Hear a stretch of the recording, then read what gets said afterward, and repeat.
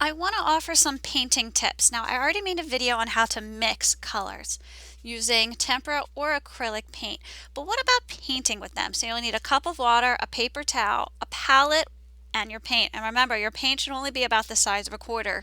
If it's more than that, it's wasteful.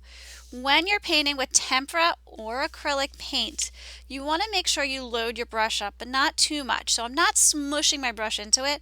I'm taking it and I'm rolling it in there to get it so it covers the tip of my paintbrush. You don't want to get it down in here because that's going to make it really hard to clean. Okay, so you're just making sure you load it up enough to get it on here. And then what you're going to do is you're going to paint. So paint however you want. If you start noticing that you're getting these like streaky lines, just like this, can you see how I have white specks showing as I paint? That means you do not have enough paint on your brush. If you notice that you're getting pools of water like this, that means your brush is too wet from when you washed it off. So you have to make sure that you dry it.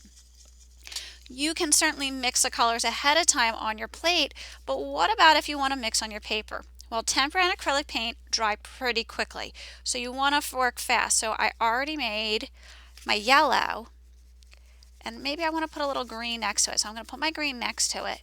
I'm going to make sure my brush is just a little bit wet, and then I'm going to blend them together. That's one way to do it, but I do have a video on all different acrylic and tempera techniques that you could do to help mix it.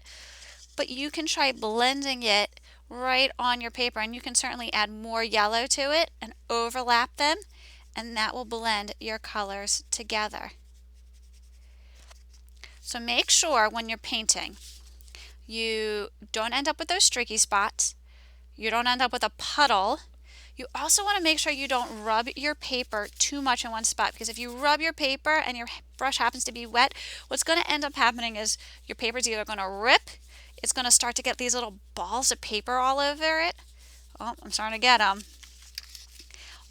Or it's going to wrinkle really bad, and you don't want that to happen. So you can kind of see, maybe you can't see too well, but there's little balls of paper that are starting to form, and that's kind of the fibers of the paper that I'm ruining because I'm making my paper too wet.